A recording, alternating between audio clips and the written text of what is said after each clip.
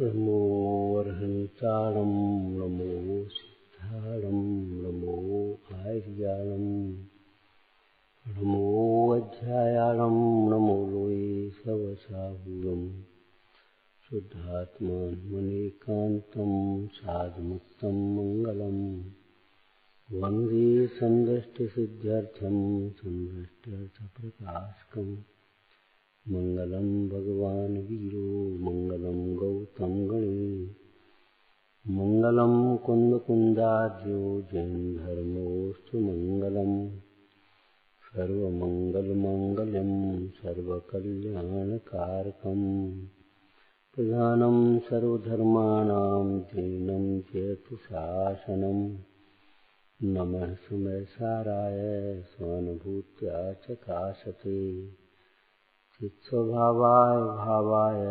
सर्वभावान्तरक्षिणे अवर्गाय भव्यानां शुद्धे स्वात्मनः पुनः भक्षे नियम सारस्य वृत्तिं तात्पर्यसंज्ञकम्।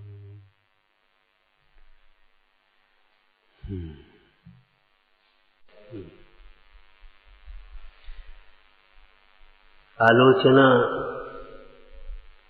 वर्तमान के दोषों के अभाव का नाम है। वर्तमान के दोषों के अभाव का नाम आलोचना है। भूतकाल के दोषों के अभाव का नाम प्रतिक्रमण है। आगामी दोषों के त्याग का नाम प्रत्याचरण है। दोषों के अभाव का नाम आलोचना है।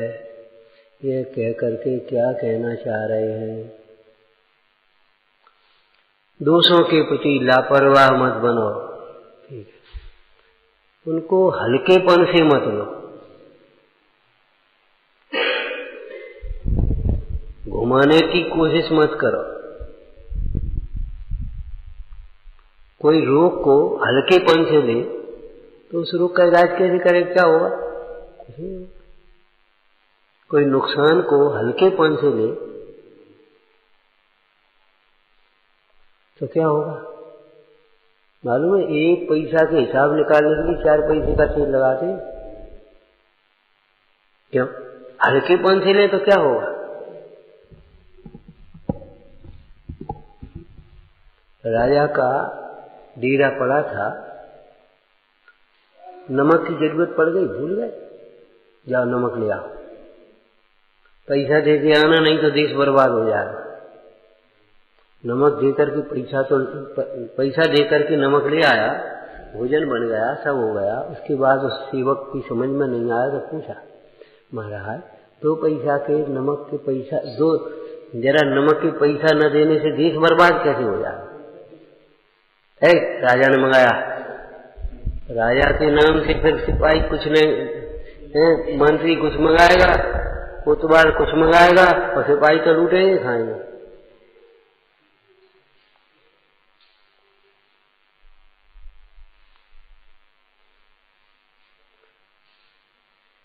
जीवन में दोषों के अभाव का न होना इस बात को बताता है कि हम इन दोषों के प्रति सीरियस, गंभीर नहीं है।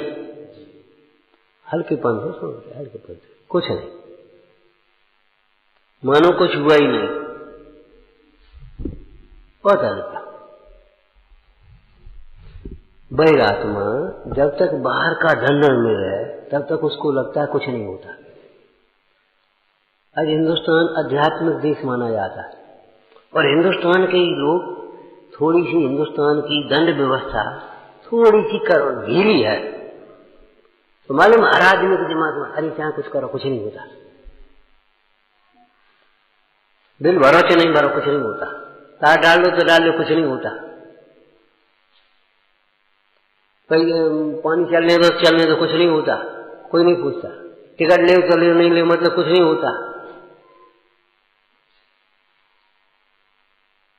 अरे जरा कुछ खा पी लो, कुछ थोड़ा बहुत खा पी लो, कुछ नहीं होता। मुझे ऐसा दिमाग है कुछ नहीं होता, कुछ नहीं होता। क्यों लगता है? कि वह पुण्य के उदय में बाहर से देख रहा है।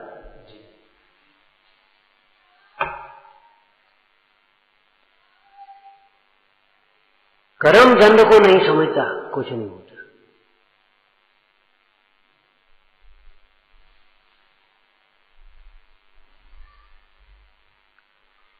क्यों? कर्म दंड सूक्ष्म है। वर्तमान में जो कर्म बन गए ना, वो तुम्हें इन आंखों से दिखाई नहीं दिए। अब उनका उदय आएगा तब दिखाई देंगे, तो लगता कुछ नहीं होता। मतलब हमको कोई टोके नहीं, डंडा नहीं लगाए, मारे नहीं, पैसा का जुर्माना नहीं करे, तो हमको लगता कुछ नहीं होता। ये स्थूल बहिरात्म दृष्टि है।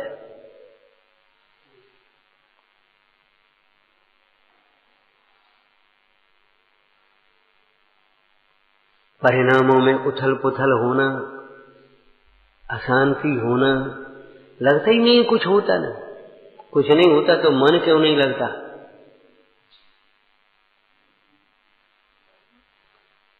तो वर्तमान के दोषों के प्रति लापरवाह मत बनो। गैर हल्के से वो गलती हो गई, पता ही नहीं क्या हो गया क्या नहीं हो गया, हाय हाय कितना बड़ा अपराध, कुछ नहीं लगता। वो गलती हो गई क्या? जरा सी भूल गए, मैंने ऐसा लगता कुछ नहीं होता। 2 मिनट लेट हो गए तो कुछ नहीं होता। एक दृष्टांत तुम्हें याद है?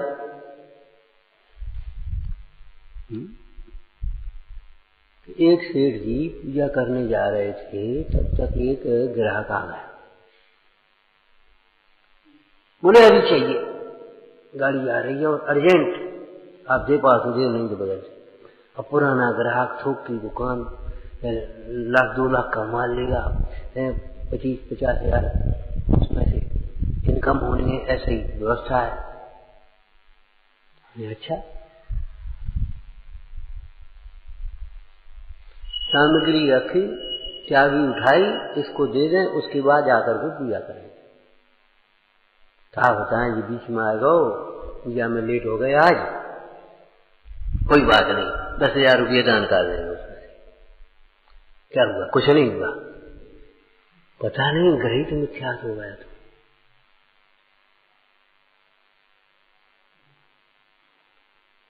बड़ा अच्छा सीरियल आ रहा था, उसमें बड़ी अच्छी बुक, कुछ नहीं हुआ। तुम्हें मालूम है उस सीरियल में होने वाले पापों का दोष तुम्हें लगा।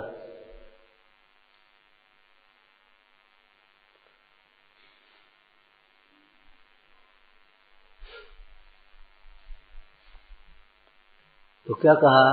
दोषों के प्रति लापरवाह मत हो, दोषों को समझो। दोष ही तो दुख के कारण है। सुखी रहे राजा प्रजा, क्या बोलते हो? हाँ, कुछ भूल नहीं पाते, अच्छी क्यों नहीं बोलते? आप गंभीरता से नहीं पढ़ते, स्वाध्याय नहीं करते, ये बहुत बुरी बात। दुख दूर तब तक नहीं होंगे जब तक दोष दूर नहीं होंगे। दोष ही तो दुख के कारण है।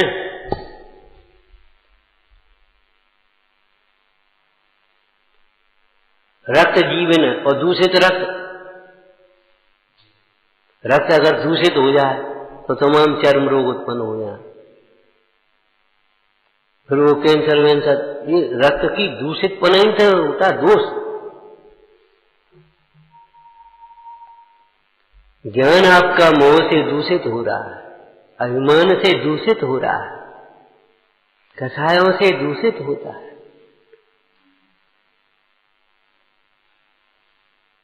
वही जैसे रक्त शरीर का संचार करने वाला, और वही रक्त अगर दूषित हो जाए तो प्राण को लेने वाला, दुखदाई होता है।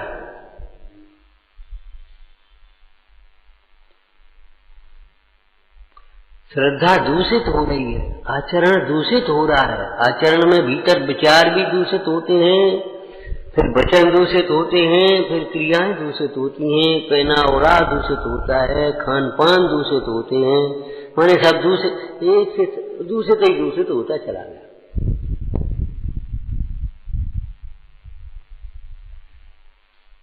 अंतरंग से अपने दोषों को स्वीकार करो, दोषों को हल्का मत समझो, छोटा मत समझो।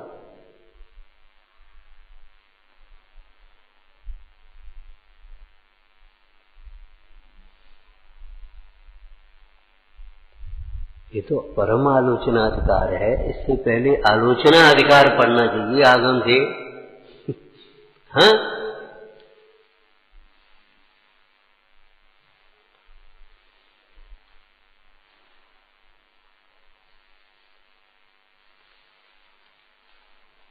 इस परम आलोचना अधिकार तक पहुंचने की सीढ़ियां।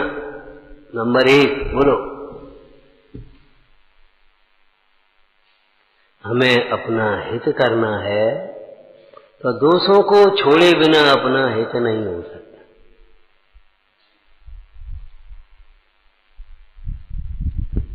छोड़े बिना नहीं पाएगा कभी संत का नाम निशान। छोड़े बिना नहीं पाएगा कभी संत का नाम निशान।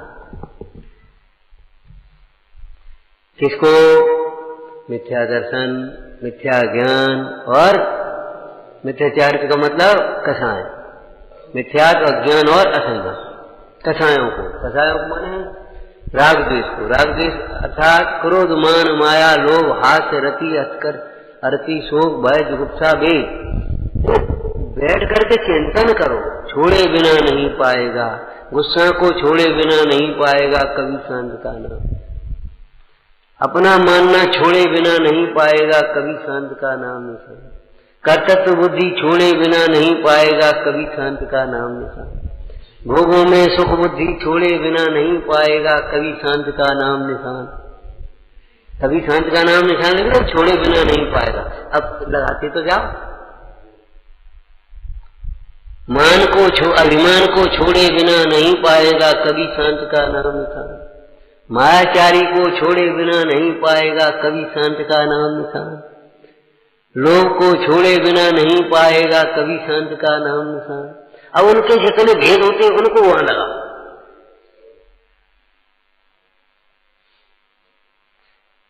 अगर जीवन का लोभ हो जाएगा, प्राणों का लोभ आ जाएगा, अब अच्छे बच्चों कर जाओ, डॉक्टर कह दे भैया अब क्या करेगा, बता अब क्या करते हैं, बता वहां तो नहीं तो हमें तो वैसे त्याग तो अब करते का, बता क्या करें। विषयों का लोभ होगा तो जा करके मरो, पैसा का लोभ होगा तो जा करके मरो।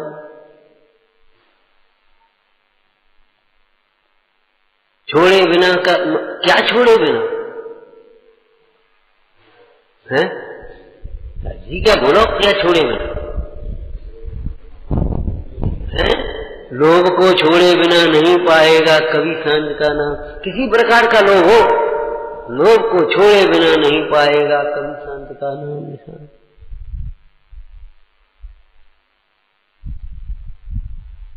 हंसी मस्करी को छोड़े बिना नहीं पाएगा कभी शांत का नाम निशान। हंसी मस्करी में जीवन चला, हंसी मजाक में चला गया,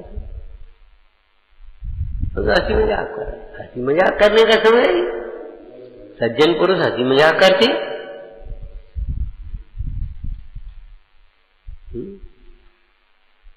भय को छोड़े बिना नहीं पाएगा कभी शांत का नाम निशान। घृणा को छोड़े बिना नहीं पाएगा। मैंने एक एक कसाय को लिखो आप क्रम से।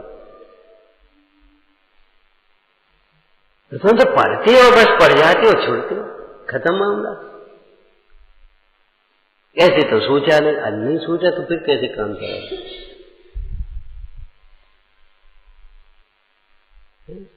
अच्छे लोग झाड़ू भी लगाते रहो, ऐसे थोड़ी रह जाएगी फिर जी, ऐसे थोड़ी झाड़ू आधार तो लगाई, ऐसी झाड़ू लगती है।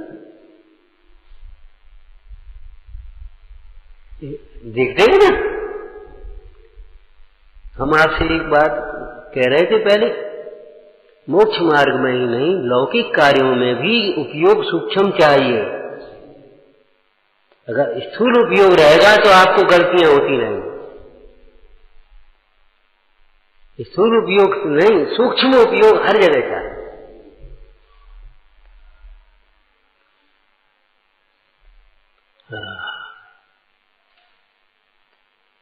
दोषों को छोड़े बिना, ये सब दोष है। वो हमारी आदत पड़ गई। अरे आदत आदत कहते हो, दोष है ये।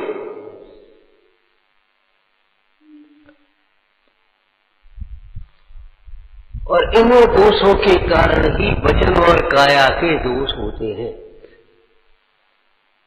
भीतर के जो भाव हैं वही तो वचन और मुद्रा से व्यक्त होते हैं, पहनाव ओढ़ाव से वही तो व्यक्त होते हैं, खान पान से वही तो व्यक्त होते हैं। अभी हम सफेद लिख रहे थे, होटल कार्यक्रम के दोष है। तो होटल में कार्यक्रम करने से क्या होता है?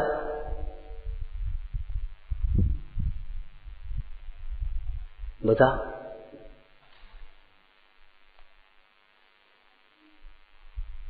होटल के कार्यक्रम में होटल शब्द ही हमारा धर्म विरुद्ध है। हमारे भोजनालय, रसोई घर, होटल तो नहीं, धर्मशाला, होटल तो नहीं, होटल शब्द ही पाश्चात्य विदेशी, और होटल में आते ही विदेशी संस्कृति चालू हो गई।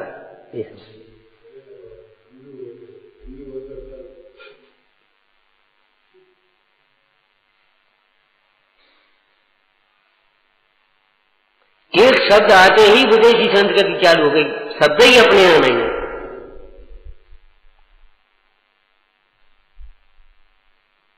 अब वो परिवेश पूरा का पूरा यत्नाचार से रहित, विवेक से रहित, भाई स्वच्छ है चमाचम,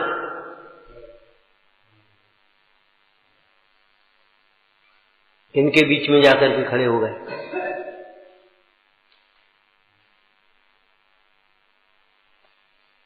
पराधीन हो गया, उनकी व्यवस्था है, तुम तो खड़े हो गए, पैसा दे दे जाओ, बिल बने तो पेमेंट कर दो, बाद भाई व्यवस्था तो उनकी है।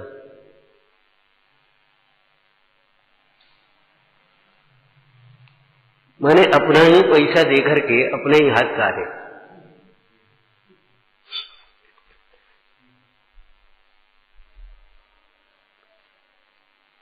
कौन करे, कौन हो गया अपने, हम तो सीधा ठेका दे दिया, इतने लोग इतनी थालियां लगाएंगे, इतना ही होगा, बस खत्म हो गया। और वो बढ़िया छान के बना देना। अब वो क्या छान के बना है? छान के तुम्हारे घर के बच्चे बहुएं तो छान करके नहीं बना पा रहे, वे बनाएंगे छान के।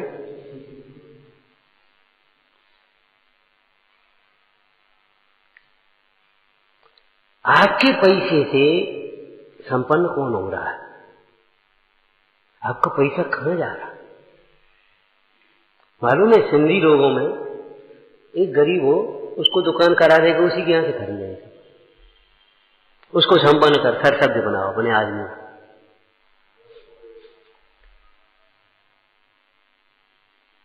हमने खूब देखा समाज के पतन के कारणों में आपका पैसा समाज का पैसा बैंड वालों के पास जा रहा, ठेके वालों के पास जा रहा, उनके पास, होटल वालों के पास जा रहा, टेंट वालों के पास जा रहा, मकराने वालों के पास जा रहा, पत्थर वालों, और ये सब नहीं।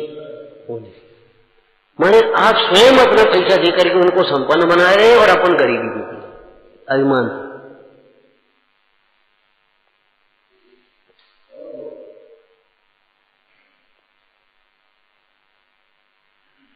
विलासताएं खड़ी हो गई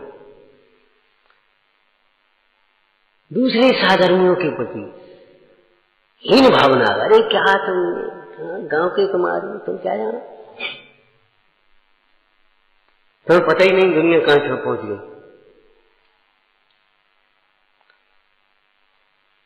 दुनिया कहां पहुंच गई, अब हम क्या बताएं। अहिंसा से हिंसा की ओर पहुंच गई, शांति से अशांति की ओर पहुंच गई, प्रेम वात्सल्य से ईर्षा द्वेष की ओर पहुंच गई दुनिया, अनेकांतवाद से आतंकवाद की ओर पहुंच गई। दुनिया कहां पहुंच गई, कुछ हो सके।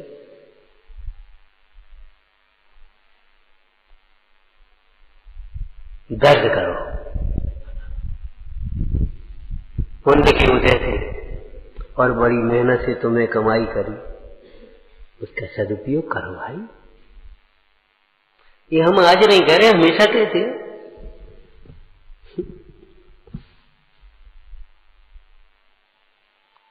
सोचो समझो।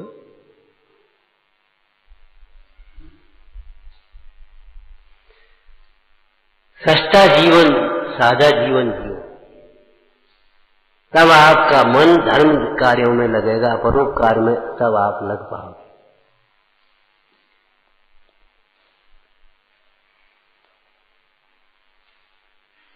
तो दोषों को स्वीकार करे कुछ नहीं होता, वो सब चलता है।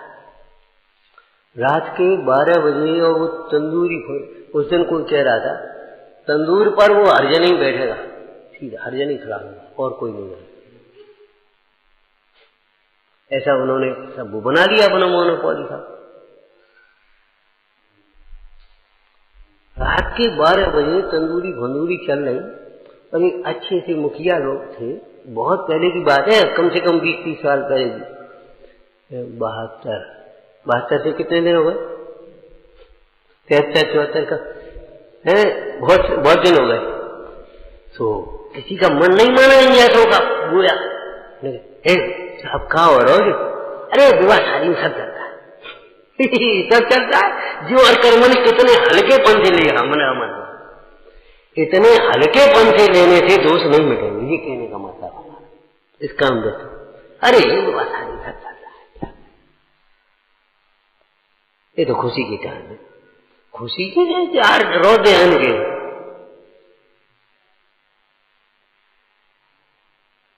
खुशी के टाइम तो रोज ध्यान करने के सब चलता है। नहीं, सब नहीं चलना चाहिए। दृष्टांत याद है, माता के साथ माता जैसा व्यवहार ही सो होता है, बहन के साथ बहन जैसा ही व्यवहार सो होता है, पुत्री के साथ पुत्री जैसा ही व्यवहार सो होता है, साधर्मी के साथ साधर्मी जैसा व्यवहार सो होता है। ईर्षा द्वेष नहीं सोचते। दुखी के साथ दुखी जैसा ही व्यवहार सोचता है, जो नहीं है जले पे नमक और छिड़क दो जाकर।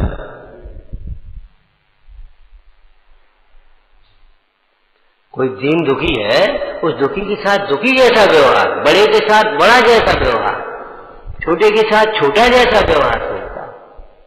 व्यवहार यथा योग्य होता है, चाहे जैसा नहीं होता व्यवहार के ना, और नहीं तो उसको व्यवहार कैसे कहा जाए ये बताओ। अनाचार में और व्यवहार में अंतर है। अनाचार उन्मार्ग है, व्यवहार अलग है। मोक्ष मार्ग में निश्चय मार्ग और व्यवहार मार्ग है, उन्मार्ग नहीं, उन्मार्ग अलग है। सब चलने लगेगा फिर क्या पूछना। हमने कहा नहीं चलता, तुम्हारे यहां भी नहीं चलता, बहुत सी बातें तुम्हारे यहां भी नहीं चलती, और न अभी खड़े हो जाओगे, नहीं चलेगा। हम कहें नाली में से पानी पी लो, उठा करके गड्ढे में से पी लो, कहीं सब चलता है, चलाओ साहब। चाहे कुछ खाने पीने लगो, चाहे ऐसा पहनने ओढ़ने लगो, बोलो चलेगा, नहीं चलेगा।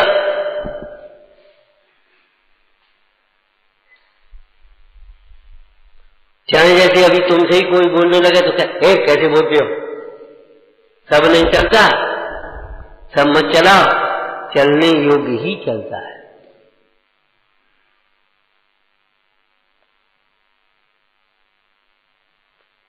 तुम्हारी गाड़ी पेट्रोल से चलती है, उसमें मिट्टी का तेल डाल दी, कितने दिन इंजन चलेगा? उस इंजन का क्या होगा बताओ उसे। अच्छा एक काम करो, ऑयल की जगह घी डाल दो, कैसे चलेगा? तो ऐसे ही ये शरीर भी, आप शरीर में चाहे कुछ डालो, कैसे चलेगा ये बता दो। सब नहीं चलता। शील की रक्षा के लिए प्राणों का बलिदान किया है, देश की रक्षा के लिए प्राणों का बलिदान किया है, सब नहीं चलता। तो वर्तमान के दोषों का आगम के आलोक में निर्दोष तत्व के लक्ष्य से फिर दोष देखो, वो तो सूक्ष्म बात है। स्थूलपने आगम के आलोक में, आगम जिसे दोष कहता है उस दोष को स्वीकार करो, गंभीरता से स्वीकार। हमने आपको पहले कहा था आलोचना पाठ की भाषा में कम से कम स्वीकार करो, शावकाचार की भाषा में कम से कम स्वीकार करो। हा हा मैं दुष्ट अपराधी, हा हा सुनो, गलती हो गई, याद कर लेंगे, भूल गए, ध्यान नहीं रहा, बताओ कहां तुमने स्वीकार किया है? तुम्हारे हा हा हा हा ये कहां निकला?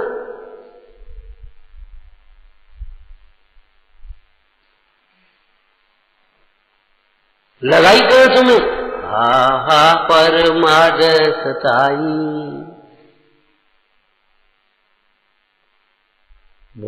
इस कर्म भूमि के पहले दंड है ना, पहला दंड है हा हा, मां धिक, सबसे पहले हा मां धिक, यही तो दंड शुरू हुए थे। अब तो पहले ही नहीं है रहा, हमारी तो अलग से भाषा चलती है अपनी, वो भाषा अभिमान की है, वो भाषा विनय की नहीं है, वह भाषा तुम्हारी कल्पना की है, आगम की नहीं है। आगम के आलोक में आगम जिसे दोष कहता है, उस दोष को लौकिक भाषा में कहें तो घर घर के कानून नहीं होते, कानून की एक पुस्तक है, संविधान है, उसके अनुसार होता है।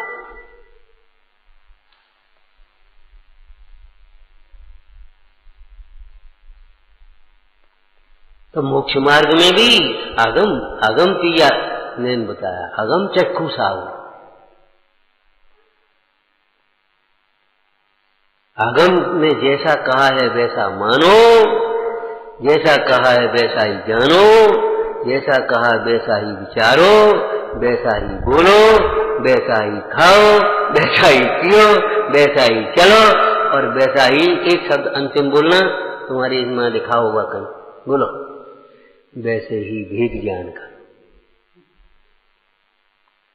माने आगम कह रहा है वैसा भोजन करो, शुद्ध साफ, अवश्य नहीं, और फिर भेद ज्ञान करो, मैं अनाहारी हूं, ये कब छूटे?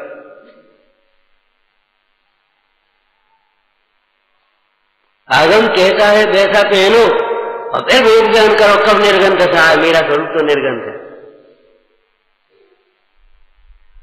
अपना स्वरूप तो निर्गंध है, अपना तो हो गया अनाहारी स्वभाव है, अभी क्या कुछ खा, ये तुम्हारा स्वच्छंदता है।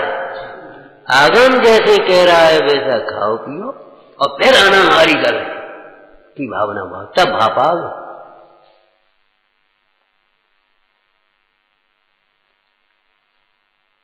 अपनी परिणति को अस्थिनासी से बोलो, अपनी परिणति को, हाँ चलो नास्ती भी तो बोलो, अपनी परिणति को चाहे किसी से मत मिलाओ, जैसे कमजोर विद्यार्थी चाहे किसी से नकल करके मिला लेता है, मैं भी तो ऐसा कर रहा है, वे ऐसा कर रहा है, वे ऐसा कर रहा है, नहीं नहीं, अपनी परिणति को चाहे किसी से मत मिलाओ, अपनी परिणति को आगम से मिलाओ, और अपनी परिणति को स्वरूप से मिलाओ। स्वरूप से मिलाओ तो निश्चय हो जाए, और अपनी परिणति को आगम से मिलाओगे तब आपका व्यवहार, तब समझ में आएगी जिसको हमने गुण मान रखा है वो दोष है। और बहन जी खड़े हो गए, आगम से मिलाओ ये दोष है,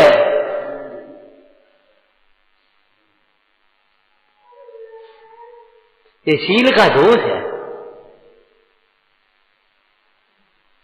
कोई हिंसा का दोष है, अहिंसा का,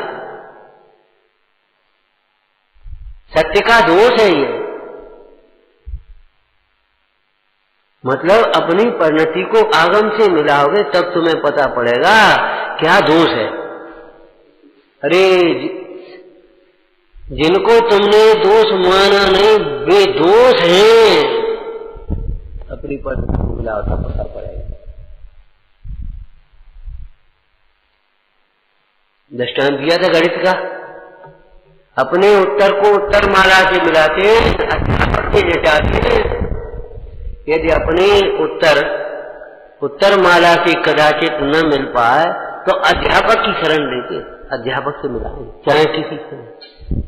ऐसे तुम्हारी परिणति आगम से न मिले, माने तुम्हारा विचार कुछ और चल रहा हो, आगम में कुछ और लिखा हो, तो फिर सोचना समझना, फिर गुरुओं से मिलाना।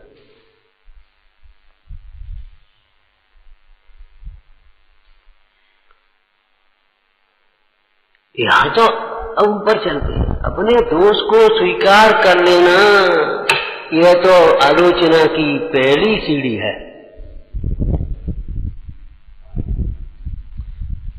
सरलता से, निष्कपट भाव से है स्वीकार कर लेना, यह तो पहली सीढ़ी है। नंबर 2, निंदा करना, गर्हा करना, ये दूसरी तीसरी सीढ़ी है। निंदा करना उसकी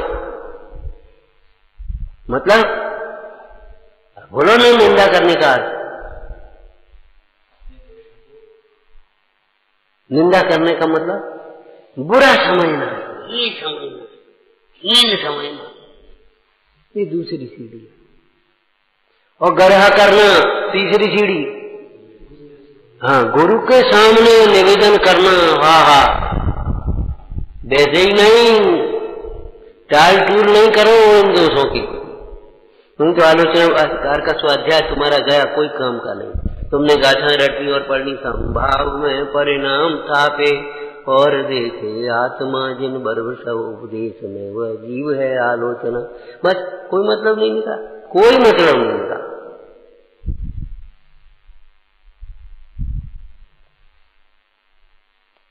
छत और नीचे सीढ़ियों में बना, पहुंचोगे कैसे? ज्ञान धर्म दस्तेण चढ़के से ऊपरी।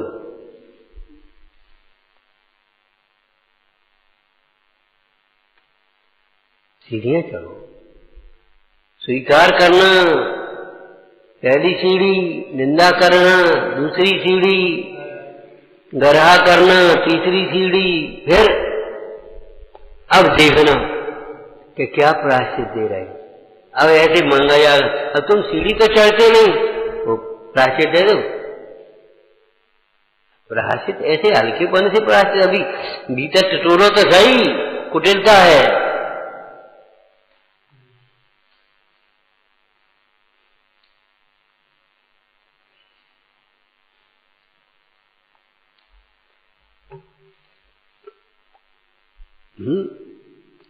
अब वो प्रायश्चित 2 प्रकार के हो जाते हैं। प्रायश्चित अधिकार बाद में आएगा। जाप देना, ध्यान करना, उपवास करना, रसत्याग करना, तपश्चरण, ये प्रायश्चित है। माने अपनी इच्छाओं के वशीभूत होकर के तुम दोष लगाते थे अपने जीवन में, तुम इच्छाओं के वशीभूत हो, विषयों के वशीभूत हो, इंद्रियों के वशीभूत हो, इसलिए तुम्हारा जीवन दोष सहित है। प्रमादी जीवन, विलासी जीवन, प्रमादी जीवन, यही तो दोष का मूल है।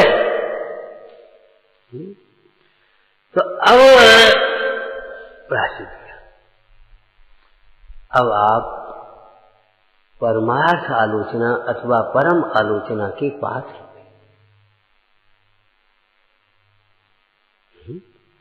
अब दोषों से भेद ज्ञान करते हुए अपने स्वभाव का लक्ष्य किया। लक्ष्य करने का मतलब केवल लक्षित करना नहीं है, उस स्वभाव की भावना भाई, क्यों आचरण का विषय, स्वभाव की भावना भाते हुए स्वरूप में लीन हुआ, ये परमार्थ आलोचना या परम आलोचना कहलाती। कैसी परम आलोचना? परम शांतता का मूल है। फिर अनंत काल भी दोष उत्पन्न नहीं होते। ऐसी आलोचना से परम काल, अनंत काल में भी दोष उत्पन्न नहीं होते। उसका ये मूल है। परिणाम पर की ओर जाता था तब तो दूषित होता था। जैसे श्रद्धा का दोष क्या है? बोलो क्या दोष है? वो पर को अपना मानती है। चारित्र का दोष क्या है? वो पर को इष्टनिष्ठ मान करके राग द्वेष करती है। यही तो दोष है। मूल को पकड़ो भाई। उपयोग का क्या दोष है? ज्ञान का क्या दोष है? वो अपने स्वरूप में संतुष्ट न रह करके पर की ओर देखता है। परीक्षा भवन में बैठे परीक्षार्थी का क्या दोष है? वो इधर उधर देख रहा, अपनी कॉपी पर नहीं देख रहा, नकल करने की कोशिश कर रहा है।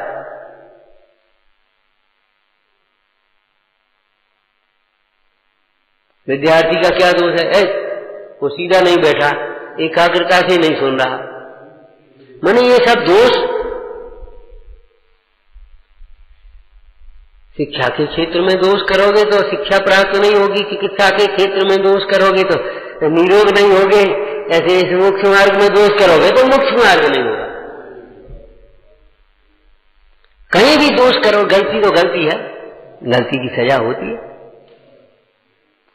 हम और आप उसे माफ करने वाले नहीं हैं। कर्म से पूछो कर्म क्या, फिर कर्ममान हुआ उसका क्या करोगे? वो तो तपश्चरण से ही नष्ट होगी।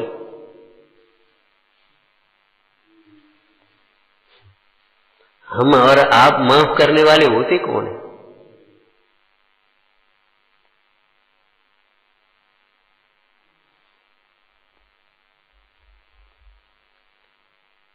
तो फिर माफ का मतलब क्या है? माफ तो वैसी भाषा है, क्षमा बोल गए, तो क्षमा का फिर क्या है? बोलो, क्षमा का मतलब क्या है? जब हम और आप क्षमा करने वाले हैं ही नहीं दोषों के प्रति, तो क्षमा मांगने का और क्षमा करने का विधान कैसे है? क्या मतलब है इसका? क्षमा का मतलब ये है उसको क्रोध, तुम उसके दोष के प्रति लक्ष्य करके क्रोध मत करो। तुम अपने संभाव को छोड़ दो। बिल्कुल उसने गलती करी, तुम अपने संभाव को क्यों छोड़ रहे हो? इसीलिए तो जाने कौन विचारक ने लिख दिया, बड़ा अच्छा लिखा, क्या दूसरे की गलती पर क्रोध करना, दूसरे की गलती की सजा अपने को देना है। दूसरे की गलती और तुम क्रोध कर, और तुम अपने को सजा कर दे रहे, तो वो अपने भूले हो, तुम क्रोध क्यों कर रहे हो? वो निर्मोही राजा की कथा आई है दृष्टांत में। एक राजा था निर्मोही। जब राजा और भरत जी वगैरह को निर्मोही कहें तो दर्शन मोह से रहित लेना चाहिए, चार के मोह से रहित अभी नहीं, सर्व प्रकार के मोह से रहित तो परम निर्गंथ 12वें गोस्थान में है, और प्रचुर मोह से रहित मुनिराज हैं। ग्रस्त भूमिका में तो दर्शन मोह से रहित, इतना अर्थ लेना चाहिए। तो निर्मोही आया, राजकुमार जंगल में गया, तो एक बाबा जी थे, भाई तुम कौन, कहां से आए? निर्मोही राजा का पुत्र। निर्मोही राजा का और पुत्र, निर्मोही राजा का राजकुमार। निर्मोही राजा का राजकुमार कैसे होगा? अब वो समझते ही नहीं बेचारा। अच्छा, परीक्षा करूंगा तुम्हारा परिवार कैसा निर्मोही है, हम जाते। तो उसको तो कुटिया में रोक दिया और खुद पहुंचा। सो द्वारपाल मिला, ए द्वारपाल, जाकर के खबर दे, क्या राजपुत्र जंगल में गया, उसको सिंह खा लिया। राजपुत्र जो जंगल में गया था राजकुमार, उसको सिंह ने खा लिया। तो उसने निर्मोहता की बात करी, भैया जिसकी जितनी आयु है इतना है, अब इसमें क्या कर सकते हैं अपन? ये भैया जहां का द्वारपाल ऐसे बोलता है, तो दासी मिल गई, रानी से कहना तेरे पुत्र को। फिर रानी से हुई तो उसने भी निर्मोहता की बात कही, बड़े अच्छे दोहे हैं, कभी सुन पढ़ना। फिर राजा के पास तो एक अंतिम लाइन कही, तपसी तप क्यों छोड़िया, राजकुमार को सिंह ने बच्चा कर दिया, तू तब छोड़ के खाए को आज बता। हमें ये कहना था। तो राजा ने क्या कहा कि राजकुमार को भक्षण कर लिया सिंह ने, ठीक है, उसकी आयु थी, उसका काल इसी प्रकार का संयोग था, वियोग था, रैनमत, किसी रानी ने कहा रैनमजी बसेरा की तरह इकट्ठे हो जाते हैं और चले जाते हैं जब जिसकी आयु होती तो राजा ने ये कहा, तपसी तप कर छूट जाए, यहां कछु नहीं सुख। किसका पुत्र, किसका पिता, कौन राजकुमार, कौन राजा, ये तो सब मोह के नाते हैं। जब तक राग है तब तक है। हे तपसी, तू तब छोड़ करके काम भक्ति आया, ये कहना। ऐसे ही इसने गलती करी, इसने ये किया, तू क्रोध क्यों कर रहा है? क्षमा का मतलब क्रोध का अभाव है। क्षमा का मतलब दूसरे को सुधारना तो नहीं है। बता, क्षमा का अर्थ क्या? क्रोध का अभाव को क्षमा कहते हैं। क्रोध के अभाव का मतलब क्रोध का आविर्भाव नहीं होना। तो क्रोध का आविर्भाव नहीं होना तो क्रोध से उत्पन्न दुख का भी आविर्भाव नहीं होगा। ठीक है ना? तो क्षमा का मतलब तो ये है, हम उसका लक्ष्य करके दुखी न हो। निचली भूमिका में, राग की भूमिका में उपयोग पर की ओर जाता है। धर्मात्मा जीवों को भी प्रशस्त राग होता है, निचली भूमिका में होता है ना। तो उनको जैसे माता को, पिता को, गुरुजनों को, बच्चे को कोई गलती देखते उसका भविष्य दिखता है, क्या करता, गिर जाएगा तो अभी हाथ पांव टूट जाएंगे, जिंदगी बर्बाद हो जाएगी, कैंसर हो जाएगा, फलाना हो जाएगा, कि क्या गुटखा फुटका खाना सीख गया, तू क्या कर रहा है, लुट जाएगा। तो उसके प्रति कर्म आती तो उसको देख करके उसको समझाने का भाव आता है, ताड़ना पूर्वक दोष छुड़ाने का भाव आता है। ये निचली भूमिका में तो सामने वाला जी क्षमा मांगने का अर्थ ये है, हमसे ये अपराध हुआ, हम उस अपराध को दूर करने का प्रयत्न करेंगे। आपका बड़ा उपकार है जो हमें आपने इस हमारे दोष को बताया और दोष को दूर करने की विधि बताई। हम आपके अनुसार उस दोष को दूर करने का अपराध करेंगे। तो क्षमा करो का मतलब आप इसको लक्ष्य करके जो खेद करके हुआ आपको, उसके लिए हम क्षमा माने। अब आप इसको लक्ष्य करके खेद मत करो। अब मतलब हम उसको देखेंगे।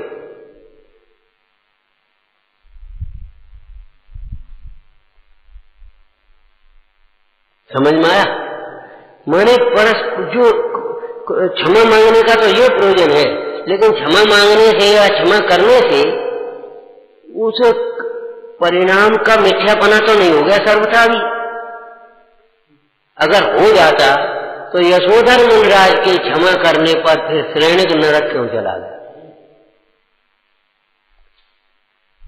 अच्छा, यशोधर मुनिराज ने क्षमा नहीं करी होगी, ऊपर से कर दी होगी, भीतर से श्राप दिया होगा। तो बता, यशोधर मुनिराज ने क्षमा करी कि नहीं? क्रोध ही नहीं थे क्षमा करने की बात का। उनको तो यशोधर मुनिराज को तो जब वह उपसर्ग कर रहा था तब भी क्षमा थी, तो फिर सैनिक को दोष क्यों लगा? उसको ना क्यों हुआ? इसका मतलब है अपने तपस्या के बिना अपने दोष का अभाव नहीं होगा।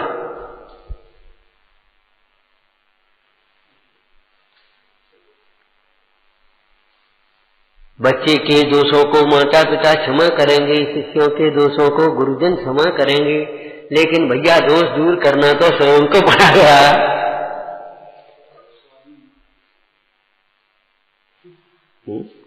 तो सवेरे सोच रहे थे निर्गंथ मार्ग के विशेषण, इनका निष्पाप मार्ग है। तो इस मार्ग में पाप का भाव सर्वथा। टूटमल जी की भाषा बोल सकते हो?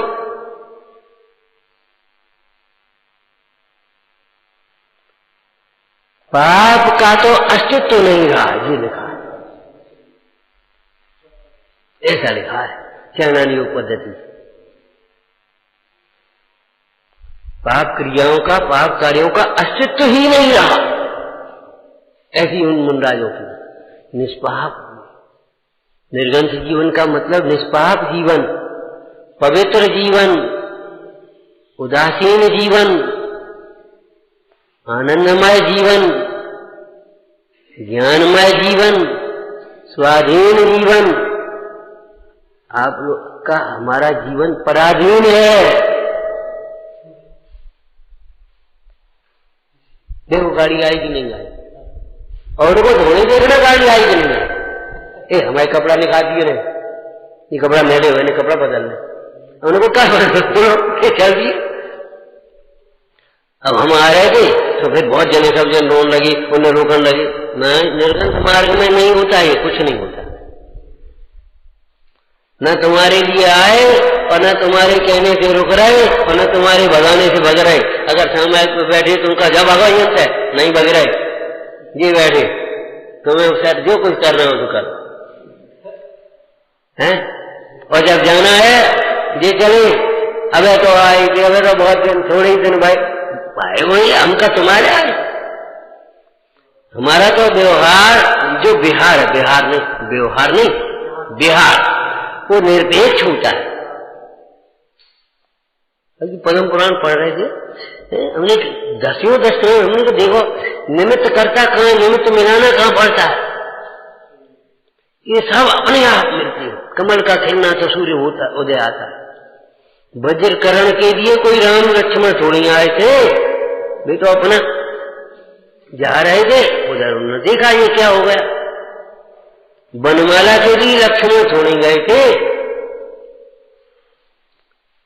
वो विराजित लक्ष्मण की सहायता करने के लिए थोड़ी आया था, रावण सीता का हरण करने के लिए थोड़ी आया था, वो तो खरदूषण की सहायता के लिए आया था।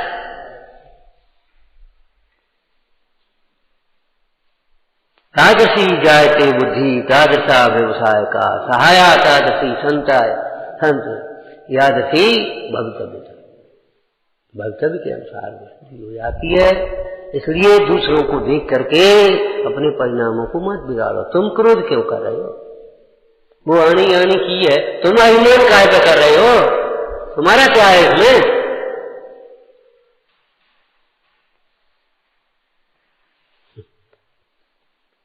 तो क्षमादिक भावों का अभिप्राय तो अपने दोषों को दूर करना है। केवल दोषों को स्वीकार करने मात्र से दूर हो जाते हो अगर, तो ये बताओ फिर तो निदान करने से इलाज हो जाए। वो चेकअप हुआ और बस उसने कहा फलाना बुखार है, बस अब ठीक हो जाना चाहिए। क्यों जब वहां ठीक नहीं हुआ तो तुम्हारे ये दोषों को स्वीकार करने मात्र से तुम्हारे दोष दूर कैसे हो जाएंगे, ये बताओ। तो फिर चेकअप बेकार कि बेकार नहीं है, उसे एक दिशा मिल गई, भटकना बंद हो गया, इस दिशा में इलाज करो।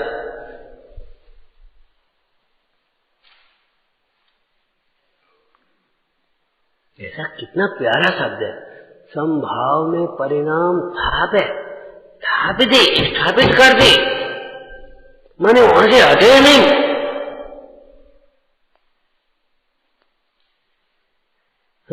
लेटे लेटे सोचते रहेंगे, थापे निकाल, स्थापित करे, संभाव में परिणाम थाप दे, स्थापित कर दे। जैसे जिनेंद्र भक्ति में क्या लिखा, हे प्रभु आपके जो चरण कमल है वे मेरे हृदय में ऐसे लीन हो जाए। कैसे, सामायिक पाठ में से बोलना दृष्टांत, प्रतिबिंब सम मेरे हृदय में प्रतिबिंबित हो गए। अथवा तो एक शब्द और लिखा उसमें, शब्द ही बोलना सारी, कीले तो की दिया। अब ऐसे तेज केमिकल होते, अगर चिपक जाए तो ऑपरेशन नहीं चला, ऐसी तेज केमिकल आ गए, वहां से नहीं हो सके। अगर चिपकाते हुए उंगली चिपक गई तो समझ लिया वो ऑपरेशन करने हैं। पुराना संस्कृत का शब्द है कीले तो कीले। ऐसे संभाव में परिणाम थापे, त्रैकालिक संभाव में, त्रैकालिक संभाव, कारण संभाव,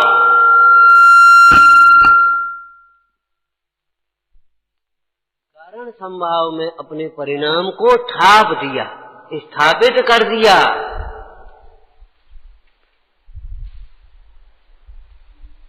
फिर समाधि मन की याद आई, हमने कहा देखो क्या लिखा, तो अभी नेक चिगे नहीं, कहां से नहीं चिगे, स्वरूप से, आराधना से, तो अभी नेक चिगे नहीं। सुदर्शन सेठ सामायिक करने के लिए तो स्मशान में बैठे थे और वो जूती ले गई दासी और रानी के महल में रख दिया। अब जाकर के वो बैठे तो उनके मन में ये नहीं आया, अब आए तो गए नहीं, देख तो गए ये रानी है क्या। नेक भी चिगे नहीं उस ब्रह्मचर्य से, शील से, तो भी नेक चिगे नहीं। कैसे? इसका शब्द बोलना, समभाव से, न्यायक भाव से, ध्रुव भाव से, पारिणामिक भाव से, पंचम भाव से नेक भी नहीं चिगे। जब वहां से नहीं चिगे तो फिर अब परिणमन कैसा होगा? जब उस समभाव से परिणाम नहीं चिगेगा तो परिणमन संभाव ही रहेगा, विषमता उत्पन्न नहीं हुई, इसका नाम है आलोचना। सूक्ष्म बातें हैं, उपयोग को सूक्ष्म करके स्वाध्याय करो। ओम नमः। हे जिनवाणी भारती तो ही जपो दिन रेन, जो तेरी शरणा गए सो पावे सुख के। या वाणी के ज्ञान के सुख के लोकालोक, तो वाणी मस्तक सदा देत हूँ।